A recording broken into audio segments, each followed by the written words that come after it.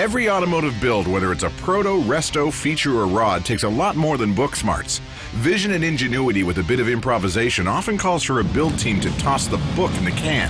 For the 53 pickup, there's a plan in motion, but no manual ever printed will guide this team from boomer-era design to today's high-tech realm. You know, for a group of guys that don't do this for a living, they're not doing so bad. I mean, most of these guys drive forklifts and work at the service counter during the week. This is just a hobby. And they're going to take this project places where you wouldn't think an amateur would go.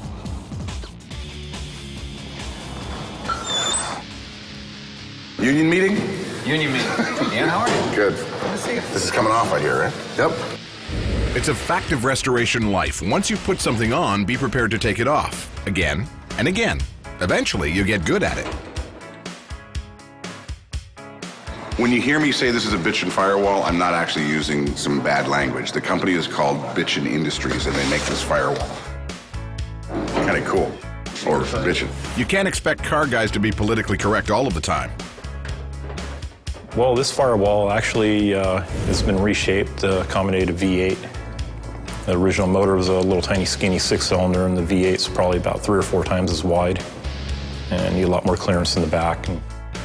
The first thing we did was basically just get a rough layup of it, and basically did a rough cut of the original firewall just to get enough clearance so that we could put the new firewall against the old firewall.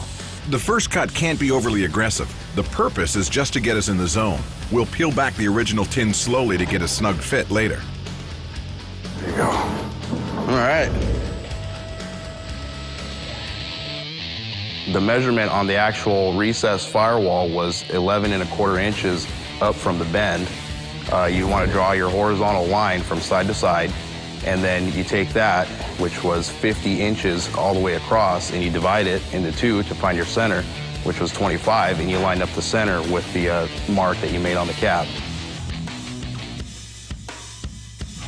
We use clecos to hold it in. A cleco is a metal fastening device from the aircraft industry that allows you to mount the piece of metals together, and a very firm connection.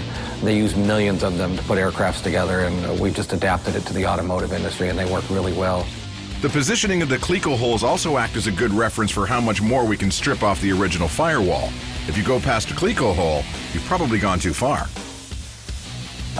When we started cutting the firewall out, we wanted to make sure that the cab didn't move or spread, so we just ran a temporary bar across the bottom section of the firewall and just welded it in, just to make sure the cab doesn't move when we weaken it by taking out the old firewall before we get the new one mounted in permanently. Veterans know how to brace before you build. Guys like me need reminders. As we got everything into place and kind of took a step back and looked at everything the way it would sit, well, we realized that it would actually look a lot better if it was flush all the way across the bottom, rather than being, having some of the original toe boards still in that area. Peeling the firewall back farther may not have always been in the plans, but it made a big difference. Smooth is always a good look under the hood. Part of the process of building the truck is to do the mock-up, and this is where you find out what fits and what doesn't, and what has to be corrected.